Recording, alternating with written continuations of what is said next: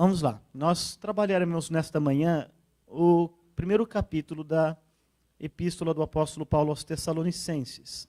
Eu farei a leitura do texto bíblico, eu peço a atenção dos irmãos. Mantenha sua Bíblia aberta porque nós passaremos pelo capítulo todo ao longo da exposição de hoje cedo. Paulo, Silvano e Timóteo, a igreja dos Tessalonicenses, em Deus, Pai e no Senhor Jesus Cristo, graça e paz a vós outros.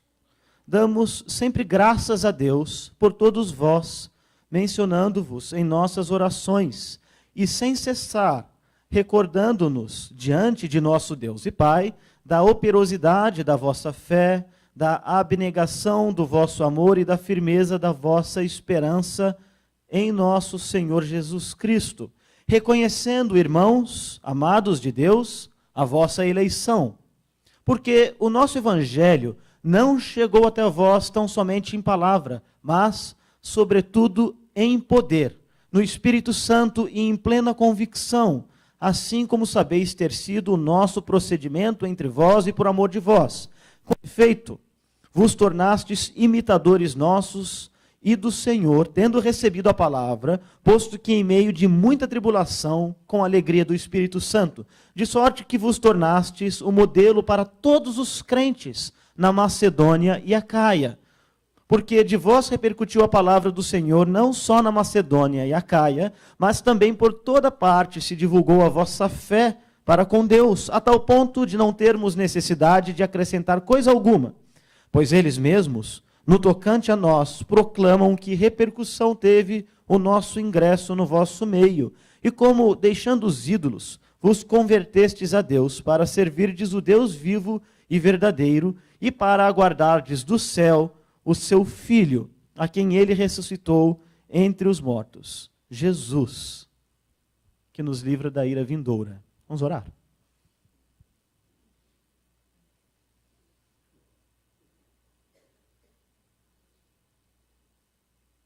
Senhor Jesus, nós louvamos o Teu nome nesta manhã, muito gratos porque 2000 anos depois da Tua vinda, da Tua vida, da Tua morte e da Tua ressurreição, Tu subiste aos céus, está assentado, governando a igreja e todo o mundo, e nós aguardamos a Tua volta. E Te louvamos porque temos o Teu Santo Espírito, que mantém a Sua igreja unida em todo lugar, inclusive neste lugar aqui. Te louvamos, Senhor, porque Tua igreja está aqui, nesta cidade, nesta comunidade, e rogamos que, por meio dela, o Teu Evangelho santo e todo suficiente para transformar vidas, que este Evangelho brilhe nesta cidade, em todo canto. Nós oramos confiados no poder do Senhor, confiados em Jesus Cristo. Amém. Irmãos, que bênção, graças a Deus. Os irmãos comemoram 54 anos de vida eclesiástica de igreja. Isto é razão mesmo para celebrarmos a obra de Deus na vida das pessoas. Eu não conheço muito bem a história desta igreja, pois eu quero ouvir, o pastor Judy Clay pode contar-me em mais detalhes, mas eu suponho que há 54 anos, talvez um pouco mais do que isto, uma pessoa, um grupo de pessoas, saiu aí por esta região aqui, nessas mesmas ruas onde nós estamos hoje, e chamou pessoas para Cristo, anunciou o Evangelho. E então essas pessoas se reuniram em torno do ensino das Escrituras e pactuaram entre si, organizar-se como uma igreja, em que um serviria ao outro e juntos adorariam ao Senhor Jesus Cristo. Essa igreja está aqui hoje e celebra os seus 54 anos. Aqui nesta igreja de Tessalônica temos uma história bem interessante. Imagine um grupo de missionários que chega numa cidade desconhecida, depois de ter caminhado uma longa distância, cansados e sem muitos recursos. E eles então chegam nesta cidade e tendo apenas o Velho Testamento nas mãos, anunciam o Evangelho de Jesus. Eles têm consigo uma palavra. E esta palavra, então, é anunciada ali naquela cidade, e as pessoas chegam para ouvi-la, e muitos creem, abraçam com fé. E pactuam-se agora em torno desta palavra, deste Evangelho todo suficiente, que é o tema do aniversário desta igreja, formar ali uma comunidade. E nasce assim a igreja lá em Tessalônica. Mas é interessante a gente entender um pouco sobre como isso aconteceu. Essa cidade de Tessalônica era uma cidade importante, lá na Grécia, na região da Macedônia, na Europa. O livro de Atos conta que o apóstolo Paulo estava na Ásia e tinha planos de evangelizar algumas regiões da Ásia, mas em uma visão, um sonho que teve, um jovem grego macedônio aparece ali num sonho e diz: passa à Macedônia. E então, impelido pelo Espírito de Deus, ele muda os seus planos e pela primeira vez vai à Europa, chegando na cidade de Filipos. E prega o evangelho, como ele costumava fazer, aliás, nas suas viagens, chegando primeiro na sinagoga dos judeus e depois falando, se possível, também aos gentios da cidade. E então, em Filipos, alguns recebem o evangelho, mas um grande tumulto se deu, a ponto, inclusive, do apóstolo Paulo e seus companheiros serem levados presos e açoitados em praça pública. Apanharam, levaram chicotadas, 39 chibatadas nas costas. E a despeito de toda a dificuldade que sofreu ali, algumas pessoas se converteram e a graça de Deus se estabeleceu de modo que uma igreja nasceu em Filipos. Mas Paulo segue viagem. E ele passa por 2 cidades até ele chegar em Tessalônica, 175 quilômetros de distância de Filipos. Ele andou até lá, junto de seus companheiros, Silas, Timóteo, Lucas, na sua segunda viagem missionária. E quando chega então na cidade de Tessalônica, cidade importante, a segunda maior cidade da Grécia, depois de Atenas, inclusive até os dias de hoje existe, sob o nome de Salonica. Tinha sido erigida 300 anos antes por um general de Alexandre o Grande. E durante o período do Império Macedônico teve a sua importância e durante o período do Império Romano também manteve a sua importância, porque aderiu ao Império Romano.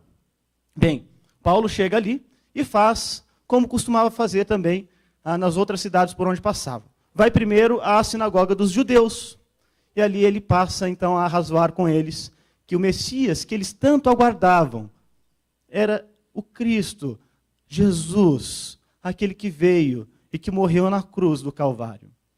Alguns dos judeus creram, outros ficaram muito agitados.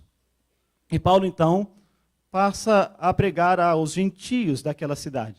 Não apenas aos judeus, mas, conforme inclusive a gente pode ver aqui no verso 9 desse primeiro capítulo, pessoas que estavam envolvidas ali no paganismo e na idolatria. Então, também entre eles, muitos se convertem. Mas, o texto de Atos, capítulo 17, dá conta que, em pouco tempo, um tumulto muito grande também se estabeleceu ali.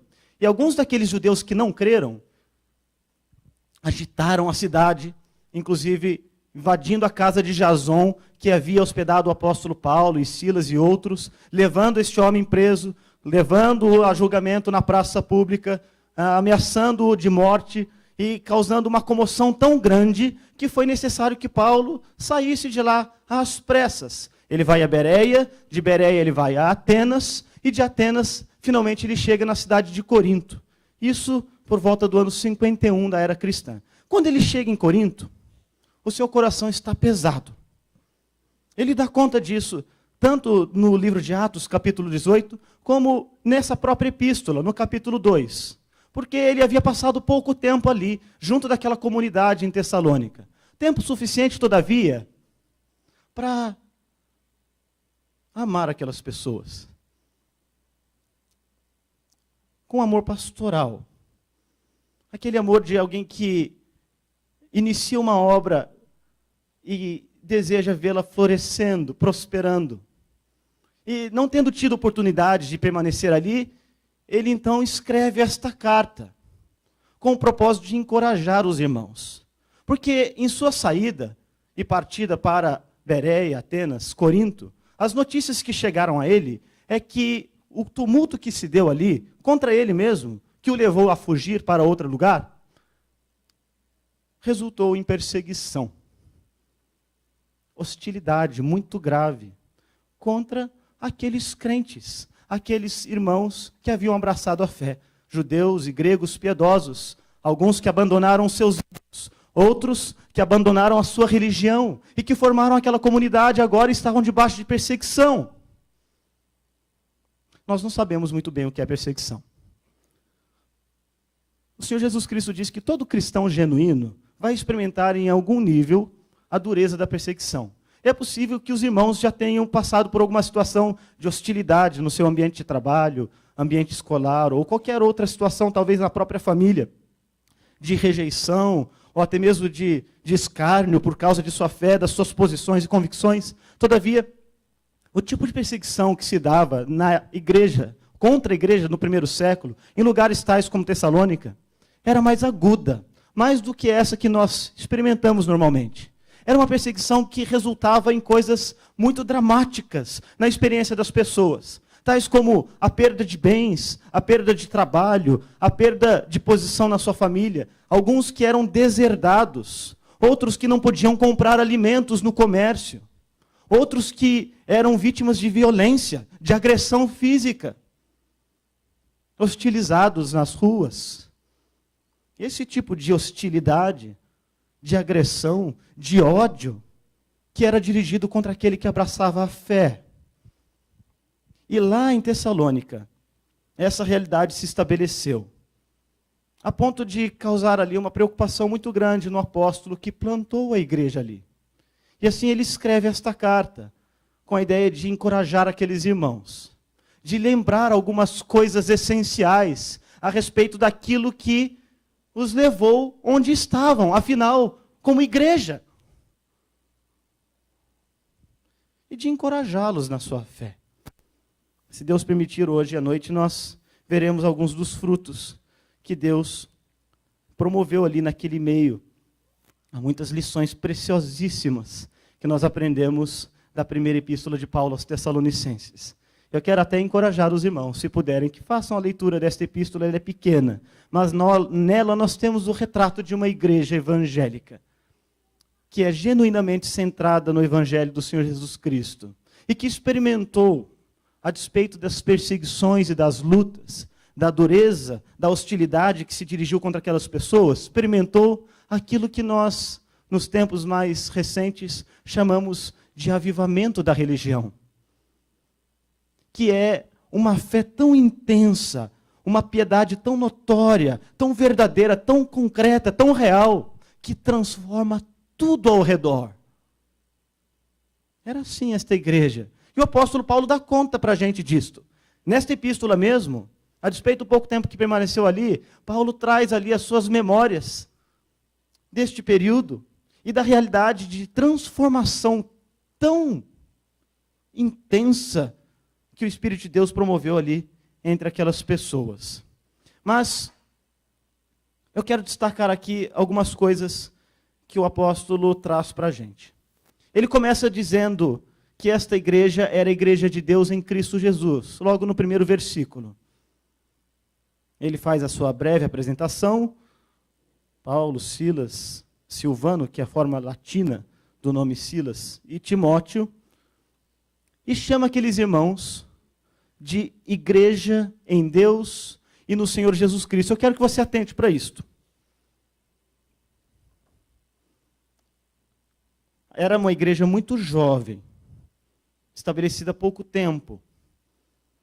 E Paulo lembra aqueles irmãos a quem pertence a igreja. A igreja é fundação de Deus. É propriedade de Deus. Deus fundou poucas coisas nesta terra. E a igreja é uma dessas fundações de Deus. E Paulo lembra aqui aos irmãos que a igreja pertence a ele, não aos homens, não às denominações, mas a Cristo. Em Atos, capítulo 20 e 28, quando ele estava em Éfeso, já numa outra situação, despedindo-se dos presbíteros daquela cidade, ele lembra, no verso 28, que a igreja, ela foi comprada por Deus, pelo sangue do seu Filho, Jesus Cristo. E isso é de grande valor. O sangue do próprio Filho de Deus é o preço daquilo que nós chamamos igreja. E os irmãos que celebram seus 54 anos, nesses dias do mês de setembro, precisam ser lembrados que a realidade desse ajuntamento que se dá aqui hoje, e que ao longo dos últimos 54 anos tem sido preservado por Deus, é o sangue de Cristo, de Jesus, que na história foi derramado numa cruz lá na Palestina. Este é o preço deste ajuntamento que aqui está nesta manhã e que se reúne para adorar o Senhor. O apóstolo Paulo mesmo, na epístola que escreve depois aos Efésios, capítulo 2, dos versos 19 a 22, ele dirá que Cristo é o fundamento da igreja. E a igreja, assim, é o ajuntamento daqueles, como aqui, na experiência dos irmãos, e também na experiência dos tessalonicenses, que ouviram o Evangelho, e como resultado, pela ação do Espírito Santo, foram regenerados, creram no Senhor Jesus Cristo com fé e arrependimento nesta mensagem do Evangelho, e assim adotados na família de Deus, justificados e adotados, estão agora unidos como um povo. Judeus, gregos, como ele vai dizer aos colossenses, bárbaros, citas, gente de todo tipo, de todo lugar, que estão sendo santificados, estão tendo o seu caráter renovado, a imagem de Cristo sendo feita em nós, o caráter de Cristo sendo formado em nós, neste povo, na igreja. Assim, a igreja é constituída de pecadores redimidos, salvos, comprados por um preço alto, o sangue do nosso Senhor Jesus Cristo, o Cordeiro de Deus. Pessoas que experimentaram um novo nascimento, novas criaturas, com mentes renovadas, que fazem parte dessa etnia santa, como diz o apóstolo Pedro, nação santa, povo e família de Deus, escolhidos desde os tempos eternos, e que vivem em comunhão, e se ajudam mutuamente, importando-se uns com os outros, cuidando uns dos outros, desenvolvendo em si o caráter de Cristo e exibindo a luz do céu. Isso é igreja. Foi essa experiência que esses irmãos, lá em Tessalônica, viveram. E Paulo agora lembra esses irmãos desta realidade. Vocês são o que são pela obra de Deus em Cristo. Vocês são igreja de Deus em Cristo. Nós precisamos ser lembrados disto, porque nós esquecemos. Esquecemos. E às vezes a gente diz que vai lá na igreja do fulano, na igreja do cicrano. E é claro, se o fulano ou o cicrano fazem parte daquela comunidade, não há problema em nós identificarmos a comunidade com aquelas pessoas que nós conhecemos. Mas precisamos lembrar, acima de tudo, que a igreja de Deus em Cristo. E como é que isso se deu aqui, na experiência na vida dos tessalonicenses? O apóstolo Paulo conta como foi a chegada dele lá, versos 4 e 5. Vamos ler novamente. Ele diz que reconhece na vida daquelas pessoas a sua eleição. Por quê? Ele diz no verso 5. Bem, a eleição é reconhecida entre vocês, diz o apóstolo, porque o nosso evangelho não chegou até vós somente em palavra, mas, sobretudo, em poder no Espírito Santo, e em plena convicção, assim como sabeis ter sido o nosso procedimento entre vós, e por amor de vós. nos versos 2, 3, nós veremos isso um pouquinho mais adiante. O apóstolo Paulo destaca alguns frutos, virtudes que se viam, que se sentiam até mais do que se viam lá na vida daquelas pessoas, de cada indivíduo daquela comunidade lá em Tessalônica. E esses frutos, essas virtudes, são resultado desta obra transformadora que a gente vê aqui no verso 5. Paulo lembra que esses irmãos, eles não foram ajuntados assim pelo acaso, ou apenas por situações circunstanciais, mas que Deus mesmo, desde os tempos eternos, ele usa esta palavra eleição, olhou para cada um daqueles gregos macedônios, lá naquela cidade de Tessalônica. E antes mesmo que houvesse mundo, e antes mesmo que houvesse tempo, e antes que houvesse antes, Deus quis salvá-los. Eles não deram a sorte de terem nascido justo nos dias em que o apóstolo Paulo passava por ali, fugindo de Filipos. Já naquele sonho que o apóstolo tivera lá ainda na Ásia, fazia parte do projeto santo de Deus, que lá naquela cidade de Tessalônica ele chamaria alguns, homens, mulheres, judeus e gentios, para junto de si, para formar um povo ali. E ele os elegeu. E esta é uma passagem que prova que existe mesmo o livre-arbítrio em Deus.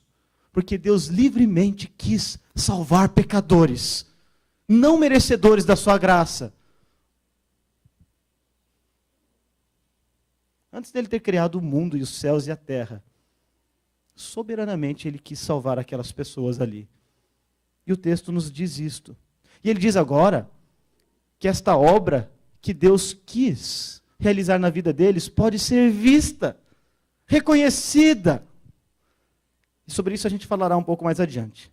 Mas eu quero destacar aqui o verso 5, que diz para a gente como é que Deus chamou essas pessoas que ele elegeu.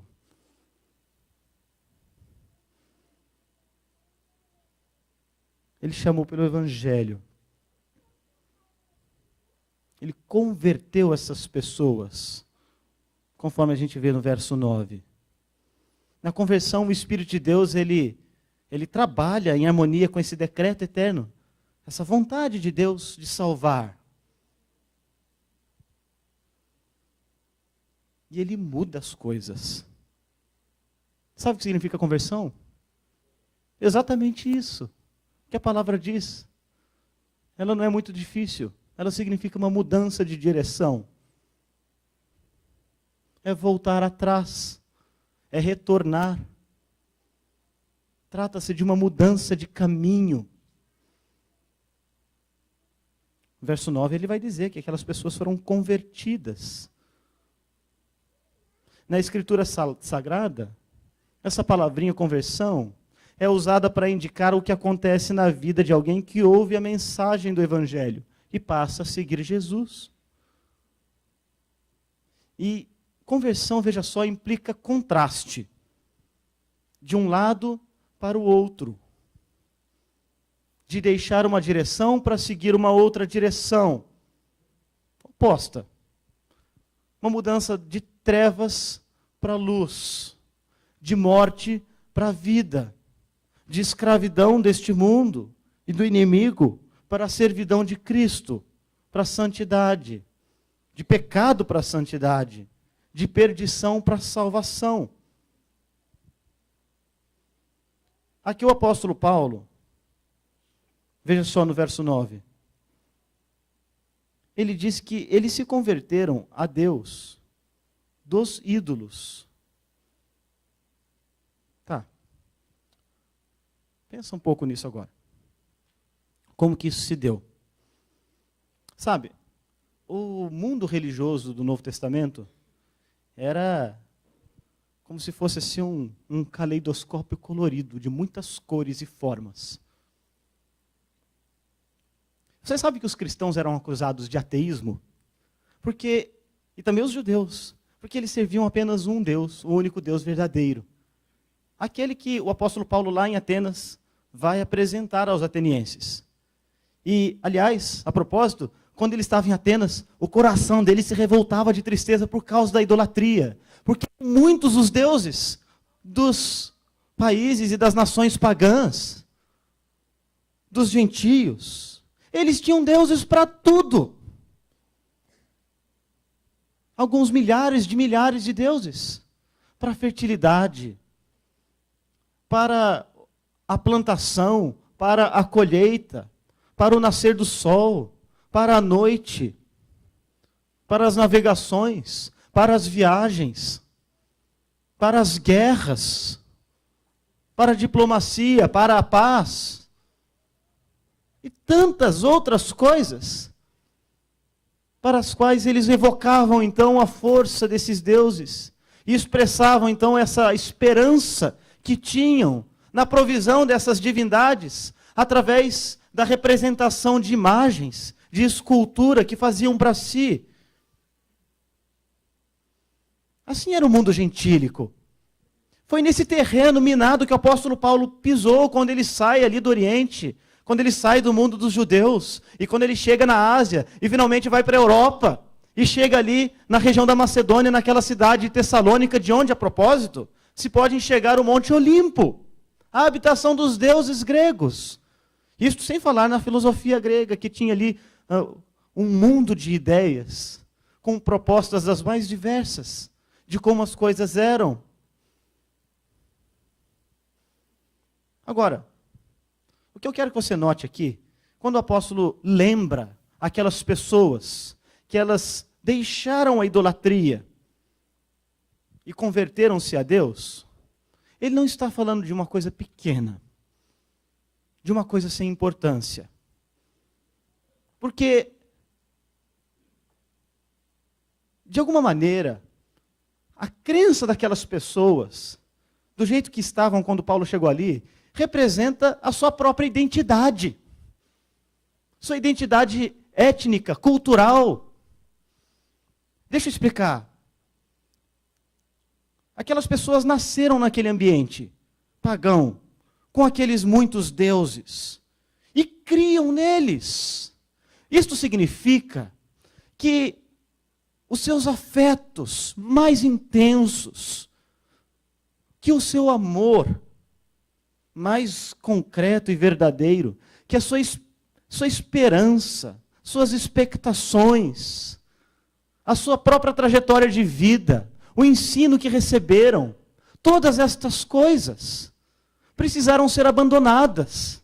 Elas foram questionadas, elas foram confrontadas pela luz do evangelho que chegou ali. Isto não é coisa pequena.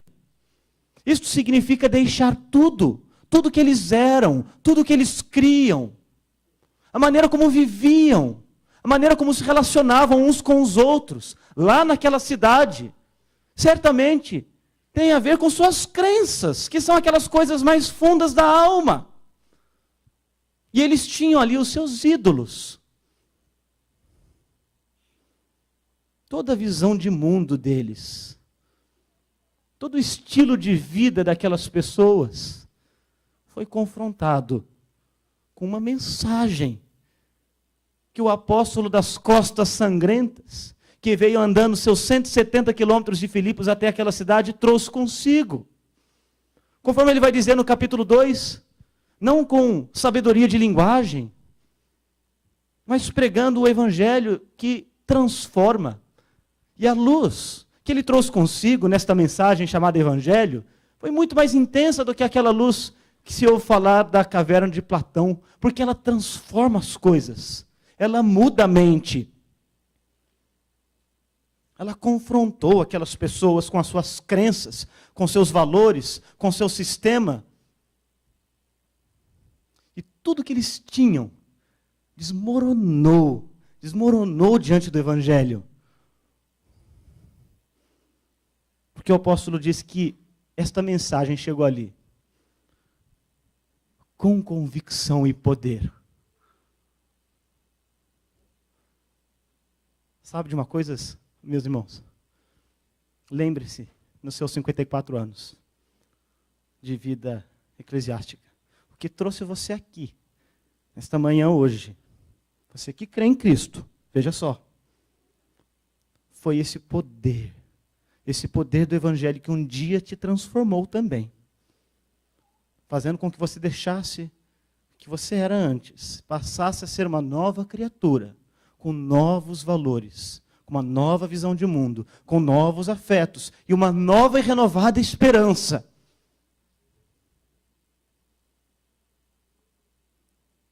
O apóstolo Paulo diz que o Evangelho é poder de Deus para a salvação de todo aquele que crê. A palavra para poder ali é a mesma que é empregada pelo autor da Epístola aos Hebreus, quando diz que o Senhor sustenta céus e terra com a palavra do seu poder. O poder do Evangelho é o mesmo poder que Deus usa para criar os céus e a terra. O que faz o Evangelho a mensagem mais poderosa da terra, mais importante de toda a humanidade. Porque ela transforma, ela muda, ela converte. É isso que esta mensagem faz. Ela dá essa guinada na vida do sujeito. Uma mudança geral, 180 graus. É necessário abandonar tudo, como disse o Senhor Jesus Cristo, e seguir após Ele. É isso que o Evangelho faz. Ele desnuda a gente.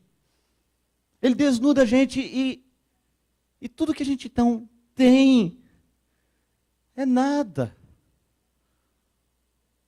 Mas nós somos convidados a acolher esta mensagem com fé e arrependimento. É assim que Jesus pregava esta mensagem. Só esse Evangelho poderoso de boas novas é que salva almas, que salva pessoas, que pode mudar o coração entenebrecido pelo pecado. Portanto, lembrem-se disto, que a razão de nós estarmos aqui hoje é pela suficiência do Evangelho. A razão de nós podermos celebrar os 54 anos de luz e transformação da parte de Deus aqui nesta comunidade é pela suficiência do Evangelho.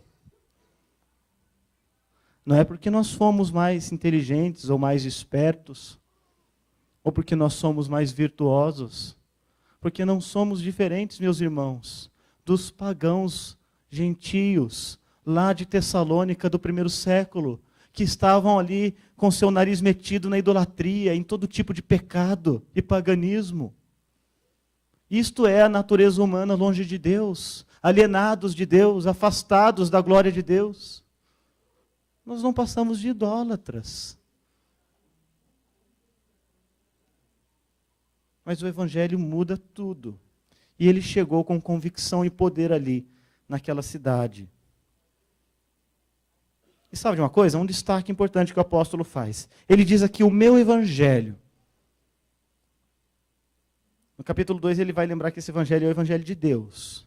É dele no sentido de que ele abraçou, de que ele creu neste Evangelho, de modo autêntico, genuíno, verdadeiro, transformador. Somos chamados a crer assim no Evangelho também, a ponto de poder chamá-lo meu. Não porque ele seja de nossa autoria, mas porque nós cremos nele.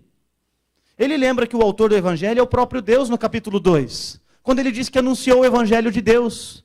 E isto é algo que precisamos lembrar também. O pastor pregador John Piper, muitos de vocês talvez já tenham lido algum livro dele, ou ouvido algumas de suas pregações, ele chega ao ponto de asseverar, e penso que faz isso com muita precisão, ao dizer que Deus mesmo é o Evangelho. Afinal de contas, como o Evangelho é aquela mensagem que fala da reconciliação de homens pecadores com Deus, a fim de que um dia estes homens pecadores desfrutem eternamente da presença de Deus. E assim, o fim do Evangelho é a nossa união perfeita e plena com Deus. Então Deus mesmo é o Evangelho, de modo que, irmãos, Ele é todo suficiente e a gente não pode mexer com Ele. Não pode bagunçar com Ele. A gente não pode adulterar essa mensagem.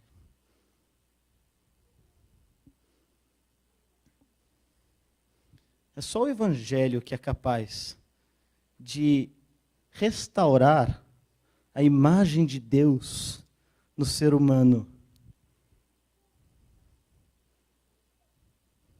Sabe, irmãos, deixa eu dizer uma coisa. Eu ouvi um pregador dizendo isso e isso calou fundo na minha alma, porque é muito verdadeiro.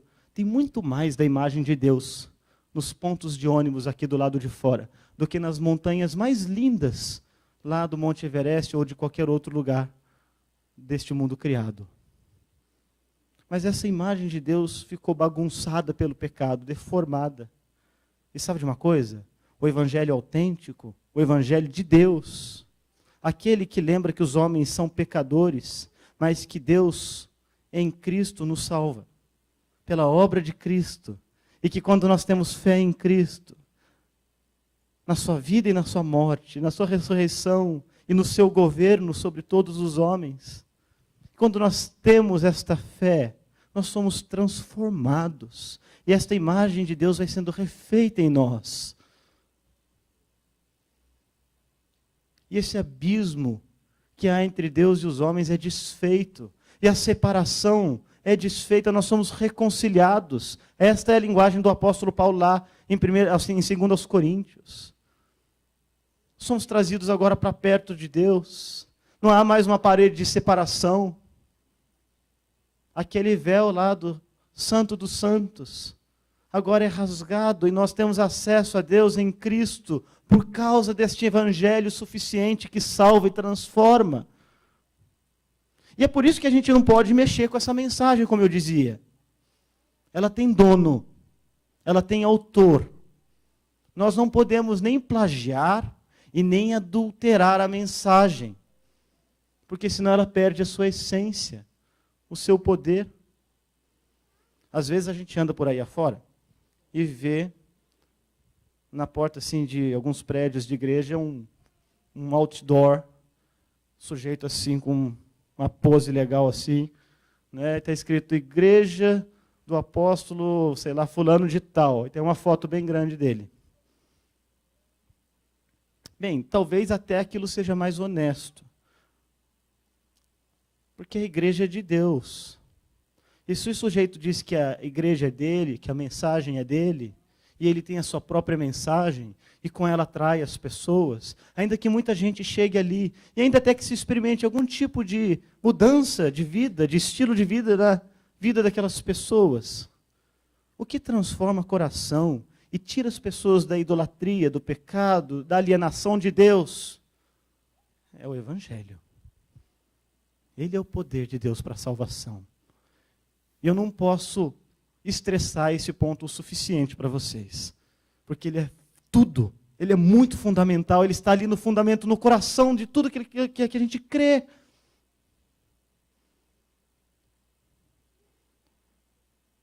Lembrem, irmãos, lembrem.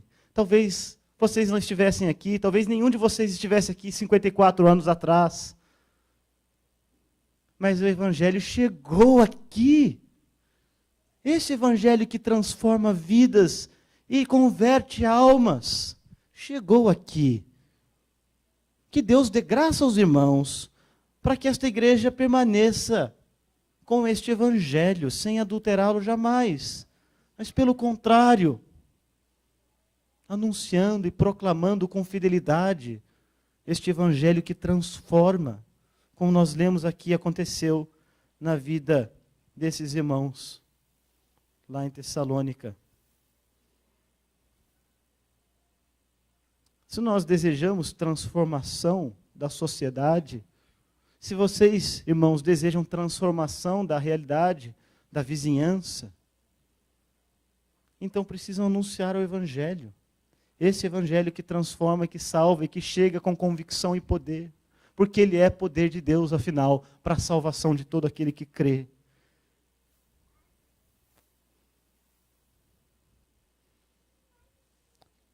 Jesus via pessoas, imagem dele mesmo, andando aí pelas ruas empoeiradas da Palestina, perdidas como ovelhas que não têm pastor. Sabe qual era a reação dele quando ele via essas pessoas? O texto que fala das multiplicações dos pães nos diz isto. Ele se compadecia. Ele sentia amor por aquelas pessoas, compaixão por elas, e ensinava. Ele deu pão para aquelas pessoas e muitas voltaram só por causa do pão. Mas antes de dar pão, ele ensinou, ele pregou, ele anunciou o evangelho que salva. Lá em Marcos capítulo 1, verso 14, o texto nos diz que Jesus mesmo, o próprio Senhor Jesus Cristo, ele saiu pelas vilas e cidades ali da Palestina, de Israel, anunciando o evangelho e dizendo: arrependei-vos e crede no evangelho. A igreja é chamada para isto, para crer no evangelho e depois anunciá-lo. Chamar outras pessoas a um relacionamento vivo com Deus pela mensagem do evangelho. Chamar pessoas ao arrependimento e à fé. E sabe qual que é o efeito disso? O efeito disto, de um evangelho que transforma, que muda as coisas, muda a direção da vida, do pensamento, dos afetos das pessoas, é o que a gente vê aqui no verso 2. Ele diz que sempre, sempre agradece. Com isso nós somos lembrados sobre o valor de nós agradecermos os dons de Deus na igreja. Você faz isso a propósito? Deixa eu fazer um parêntese rápido aqui. O apóstolo Paulo diz isso várias vezes nessa epístola. Até acho que vou repetir isso hoje à noite, quando a gente falar sobre oração. Ele faz isso. Dou graças incessantemente, sem cessar por vós. Uma lição rápida. Quantas vezes nós temos sido gratos a Deus pelos dons de Deus na vida dos nossos irmãos na comunidade? Quantas vezes você foi capaz de olhar para o irmão que está bem sentado aí do seu lado e dizer graças a Deus pela vida deste irmão? Pelos dons que Deus deu a ele. Graças a Deus pela vida desta irmã. Pela transformação que Deus promoveu em sua vida e pela bênção que ela é agora na minha própria vida. O apóstolo Paulo fazia isto. Sabe, uma coisa que a gente precisa lembrar, ele está falando com pessoas aqui, pessoas que ele amava. O capítulo 2 fala de um amor tão grande que ele tinha por essas pessoas, que ele tinha saudade delas. Só a nossa inculta e bela língua portuguesa é que consegue expressar este sentimento também pela palavra saudade. E ele tinha saudade das pessoas, porque ele as amava. E ele diz: vocês são minha alegria, minha coroa. Nós somos chamados a ter esse tipo de relacionamento vital na comunidade. Nos alegrarmos com os nossos irmãos. Amarmos uns aos outros. E orarmos uns pelos outros. Em gratidão para aquilo que Deus fez. Será que você é capaz de perceber a obra de Deus na vida do irmão que está ao seu lado? Porque a igreja não é um lugar que a gente vai. Igreja é o que a gente é. Às vezes a gente fica com aquela ideia, eu vou na igreja hoje para assistir o culto. Você vai juntar-se com a igreja para cultuar com ela. Isso significa que você está pactuado numa comunidade, ligado à pessoa que também foi alvo da graça de Deus. E agora você pode ser grato por ela. Como o apóstolo Paulo era. E ele diz: eu sou grato por vocês. Sou grato. Incessantemente eu oro a Deus em gratidão, dando graças pela obra transformadora e pelas virtudes que agora se veem e que se notam. A eleição de vocês é notável pelas obras de vocês. Que obras são essas? Veja o que ele diz aqui.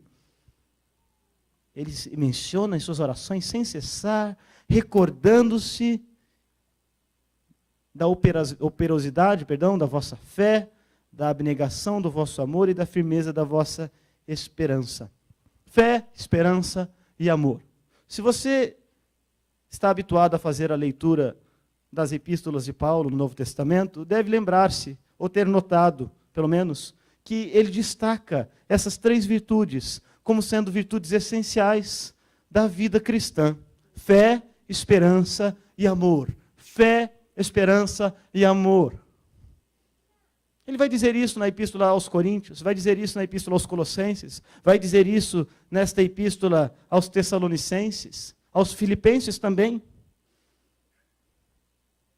Porque assim ele realça aquilo que o Evangelho promove na vida das pessoas. As virtudes decorrentes da transformação do Evangelho. E ele diz então que aquela igreja tinha fé. E a Escritura ensina que fé é o meio pelo qual nós recebemos a salvação. É o meio pelo qual nós recebemos a justiça de Cristo. Este é o argumento de Paulo aos Romanos. Nós somos justificados pela graça mediante a fé. Ou seja, Cristo nos concede a sua justiça e nos declara justos diante de Deus porque nós temos fé nele, na obra dele, naquilo que ele faz, naquilo que ele fez. Talvez a epístola de Paulo aos Romanos seja a que mais trata sobre fé. É um dom fundamental, porque sem ele nós não recebemos a justiça de Cristo, e sem fé nós não caminhamos a nossa vida cristã. Romanos vai dizer que quando o Evangelho é pregado e anunciado, quando Cristo é pregado, nós temos fé. Precisamos responder ao Evangelho com fé. E Paulo vai dizer também aos Efésios que isto não é dom, não é coisa nossa, é dom de Deus. Fé não é uma obra minha. Não é resultado da minha inteligência. A palavra dom ali em Efésios é doreia. Significa presente. A fé é um presente de Deus. Martinho Lutero, o reformador que mais falou sobre fé e a justificação pela graça mediante a fé, ele diz que nós somos como os mendigos de mãos estendidas. E que a fé é se estender das mãos para receber a graça da justiça de Cristo que se revela no Evangelho. Fé. Esses irmãos tinham fé. E, sabe, às vezes a gente confunde fé com uma vontade muito grande de que uma coisa aconteça. Já ouvi gente dizendo assim, eu tenho muita fé que tal coisa vai acontecer. Mas a fé não é uma coisa assim muito vazia.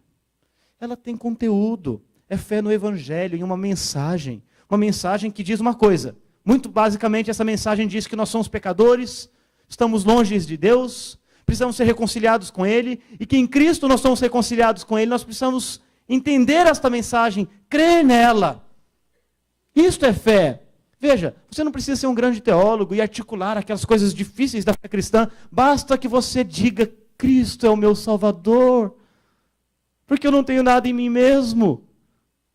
Ele fez tudo, eu não sou capaz de fazer nada. Isto é fé. A fé envolve, sim, os nossos afetos, as nossas emoções, a nossa confiança mais profunda. Mas é resultado de um entendimento daquilo que ele fez. E aí cremos.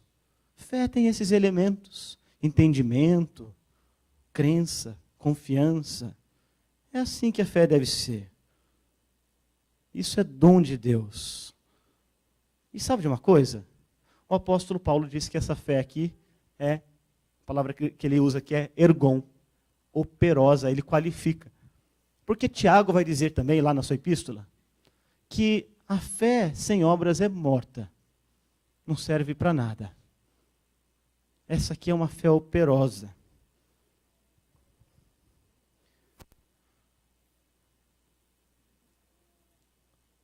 Agora vamos voltar lá para Tessalônica. O que estava acontecendo lá naquela igreja? As pessoas estavam morrendo. Estavam morrendo. É dito para a gente lá no capítulo 4 que eles estavam preocupados, porque tinha gente que estava morrendo na comunidade, Jesus ainda não tinha voltado. E alguns, que ainda não tinham um entendimento muito maduro, estavam preocupados achando, puxa, será que esses que morreram antes da volta de Jesus estão prejudicados? Tinha pessoas que estavam enfermas. O capítulo 5 diz que tinha gente que estava desanimada, abatida? Porque teve perseguição. Teve confusão lá por causa da fé deles. Esta crença que os levou a abandonar os ídolos trouxe um preço alto para aquelas pessoas de sofrimento. Um sofrimento verdadeiro, que sentiam na sua própria carne, no seu próprio corpo.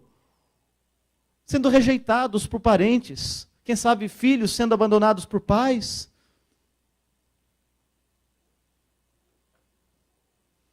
Irmãos que não se falavam mais, gente que perdia o seu trabalho. Era muito concreto o que acontecia ali, muito verdadeiro. Mas essa fé que eles tiveram em Cristo era operosa. Significa que as pessoas estavam agindo. Não ficaram inertes, marasmadas, como aquela hiena do desenho animado que fica reclamando da vida. Oh, vida, oh céus. Vocês são muito jovens, não vão lembrar disso. Mas, veja, não foi essa a postura daqueles irmãos. É claro, eles reconheceram a agudeza do problema que sofriam, mas agiram. E o apóstolo vai destacar isso em toda a epístola. A sua fé era operosa, produziu obras que significou ali o alívio do sofrimento de irmãos. E isto se evidencia, inclusive, quando ele fala do amor. Um amor abnegado. Veja que ele qualifica agora, mais uma vez, este dom do amor. Lembra? O amor é aquele dom mais precioso. O apóstolo Paulo vai dizer em 1 Coríntios que é o principal dos dons. Não é mesmo? Lembra que quando ele diz isto, aliás, em 1 Coríntios capítulo 13, a gente gosta de usar essa passagem em casamentos. Mas ali ele está puxando a orelha daquela igreja. Quando ele fala de amor ali, está dando uma bronca neles. Porque faltava amor ali. Era uma igreja muito mimada, que tinha muitos dons. E até por conta disso, se dividiu em confusão de todo tipo, imoralidade e outras coisas. Então o apóstolo Paulo passa a mostrar a excelência do amor que faltava ali naquela comunidade. Bem, o amor é o principal dos mandamentos. O Senhor Jesus Cristo nos ensina em João capítulo 8, verso 34, quando ele diz: novo mandamento vos dou.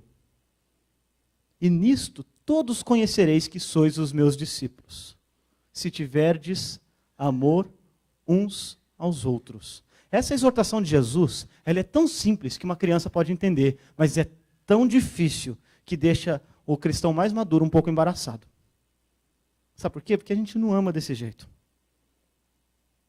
Precisa da graça de Deus operando na gente, para que a gente ame como Jesus nos manda amar. E esse amor aqui era um amor abnegado, conforme nos é dito aqui. O que significa que, veja só, isso é muito prático.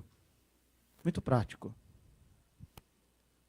Como que você vai amar quem você não conhece? Como você vai amar se você não sabe o que está acontecendo? Sabe de uma coisa? Graças a Deus aqui não é assim, mas hoje muitas igrejas evangélicas padecem de um mal muito grande, que é a reunião das pessoas ali sem um senso pactual de unidade entre elas, de modo que você ou o irmão senta-se ao lado do outro irmão, às vezes por anos, ou vê aquela pessoa na comunidade por tanto tempo, não sabe nem o nome dela. Não sabe sua história, sua trajetória, não sabe nada.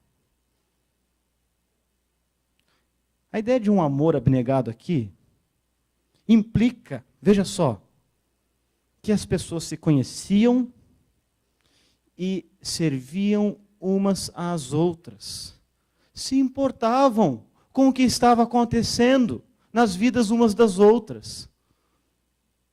Sabiam quem passava necessidades. Sabia quem passava aperto. Sabia quem estava passando aqueles perrengues da vida. Quem estava doente. Quem estava à beira da morte. Quem sabe, havia sido desterrado, expulso de casa. Porque o texto fala que o amor ali é evidente. Paulo vai repetir isso no capítulo 2 e depois no capítulo 3, a ponto, inclusive, de dizer: eu nem preciso acrescentar coisa alguma sobre isso. Porque vocês estão fazendo isto muito bem. para amar de modo abnegado, como a gente vê aqui, a gente precisa conhecer, saber quem são as pessoas que Deus deu para a gente naquela comunidade. Servir assim umas às outras. Porque a gente falar em amor e não servir ao próximo, então a gente não ama. Vocês lembram, no comecinho aqui eu falei de Jason. Ele recebeu aqueles homens na casa dele. Ele exerceu hospitalidade e cuidado para com aqueles homens.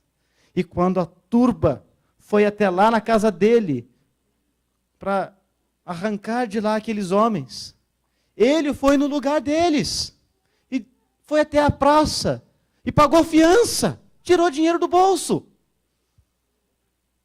e mandou um recado para que eles fossem embora, a fim de que não fossem presos ali.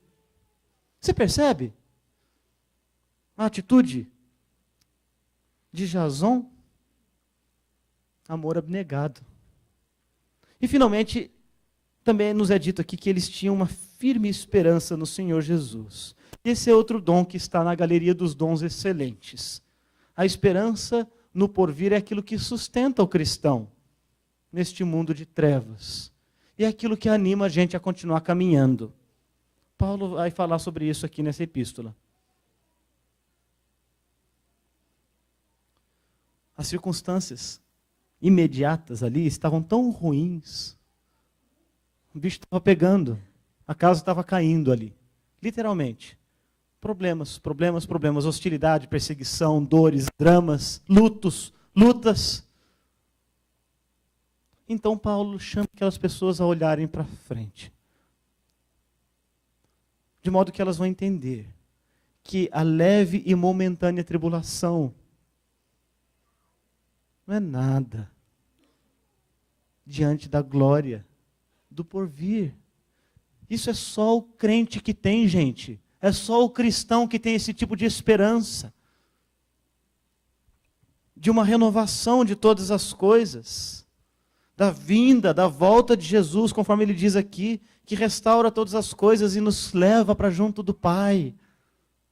De modo que a gente vai viver agora para sempre e sempre em plena alegria na presença de Deus. De modo que os problemas, por mais verdadeiros que sejam, por mais dolorosos que sejam, por mais reais que sejam, se tornam pequenos, até insignificantes, diante da perspectiva da glória futura. Os sermões de Jesus falam sobre o futuro. E isso faz com que a nossa esperança seja reanimada. Lá, naquela obra tão bonita, O Peregrino, não sei quantos de vocês já leram, mas se você não leu o livro O Peregrino, de João Bunyan, eu quero recomendar que você leia. É um livro tão bom. Desde que os meus filhos têm 8 anos, 9 de idade, eu já tenho dado para eles lerem, e às vezes a gente lê junto de novo.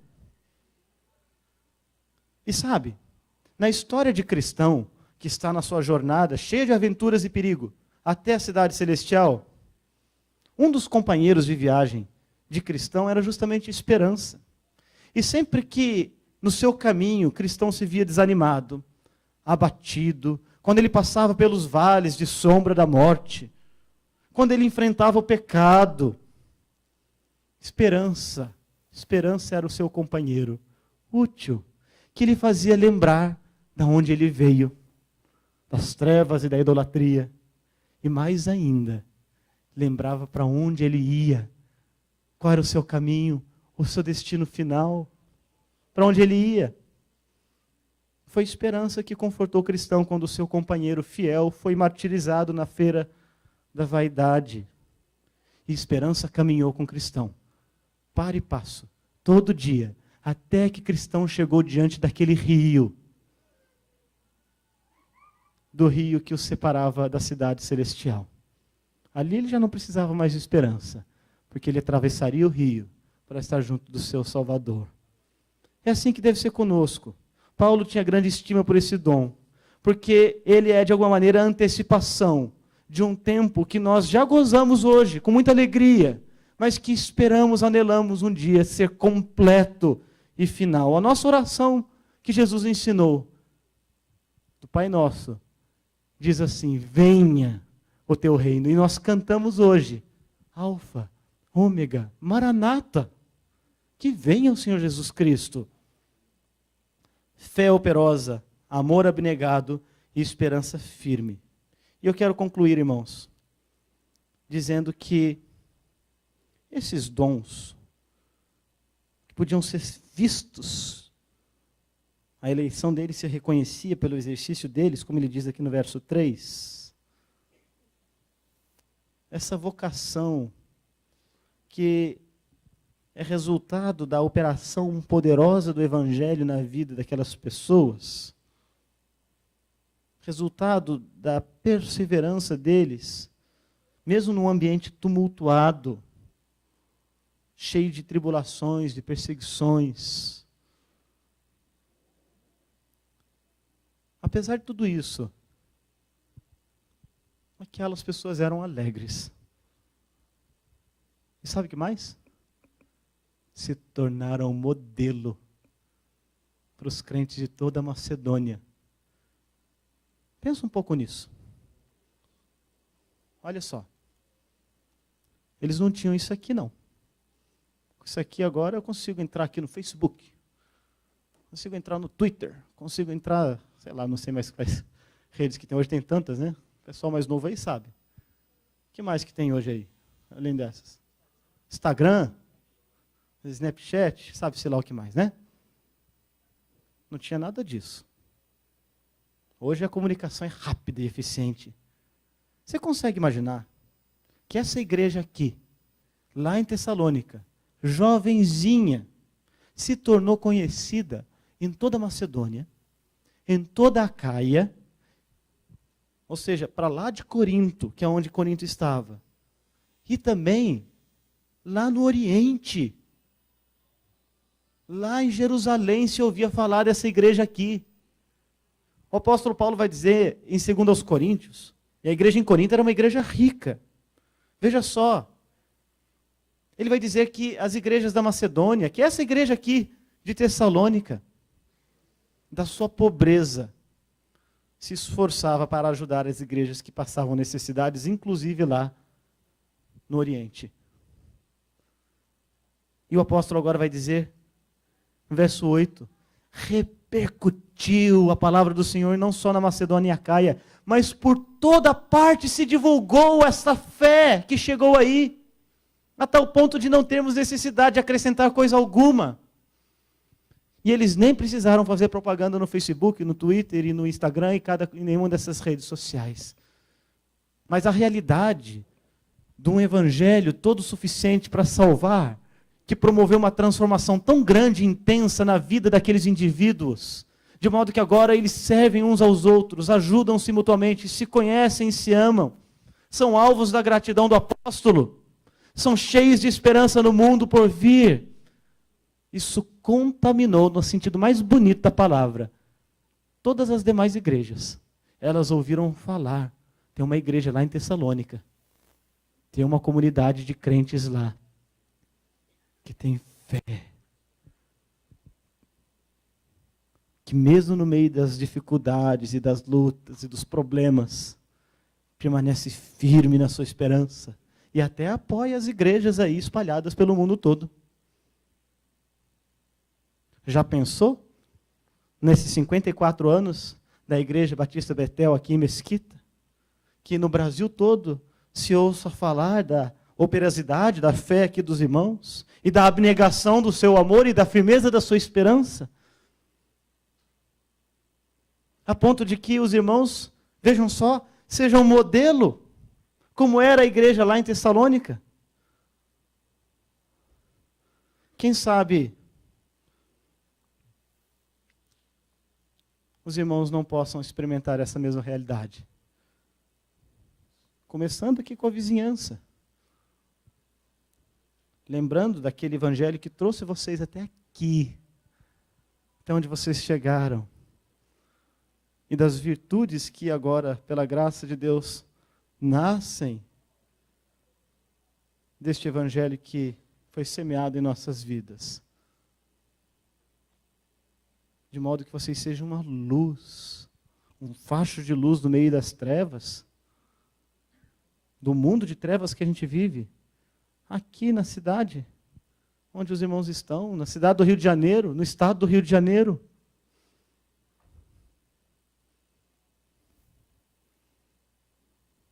Quando nós olhamos aí a vida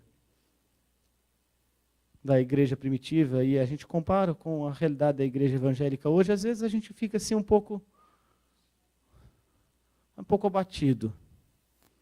Mas eu quero lembrá-los que o mesmo poder que Deus operou lá na vida dos Tessalonicenses, 2000 anos atrás, quando o apóstolo Paulo, com as suas costas ensanguentadas, chegou naquela cidade, é o poder que ele operou na sua vida quando você disse: eu creio em Cristo Jesus. Que o Deus é o mesmo e que a igreja é a igreja de Deus em Cristo Jesus.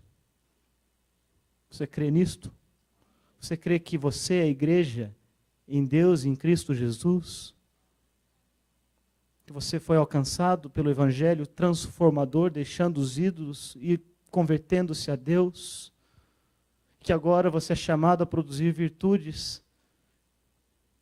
para servir uns aos outros em amor e apontar para o futuro de modo muito simples. É isso que esse texto nos ensina. É isso que o apóstolo Paulo fala que aconteceu ali, naquela igreja. Os irmãos aqui têm a responsabilidade de ser luz e sal aqui em Mesquita, de exibir a glória de Deus nos seus testemunhos, nas suas convicções, no seu caminho, e anunciar o evangelho. E eu concluo dizendo o seguinte: se você abrir lá em Atos, capítulo 17, quando é dito que o apóstolo Paulo esteve ali, os judeus que causaram tumulto deram um testemunho muito poderoso sobre ele. Eles disseram assim sobre Paulo e Silas e os demais companheiros deles: esses que transtornam o mundo vieram para cá. Sejam transtornadores do mundo. Que Deus faça de cada um de vocês aqui pessoas que transtornam este mundo, que coloca as coisas de cabeça para baixo, que chacoalha o status quo, que faz brilhar o evangelho. Porque o evangelho é o poder de Deus para a salvação de todo aquele que crê. Lembre-se disso e que Deus te abençoe muito e faça de vocês uma igreja exuberante para a glória dele mesmo. Amém. Amém.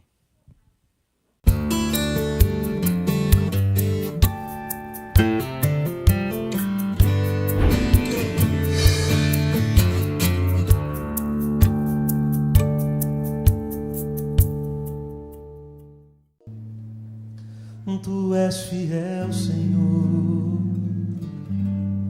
meu Pai celeste, pleno poder aos teus filhos darás. Nunca mudaste, tu nunca faltaste, tal como eras, tu sempre serás. Vamos juntos? Tu és fiel, Senhor, tu és fiel, Senhor, dia após dia, com bênção sem fim. Tua mercê me sustenta e me guarda. Tu és fiel, Senhor, fiel a mim. Flores e frutos, montanhas e mares, sol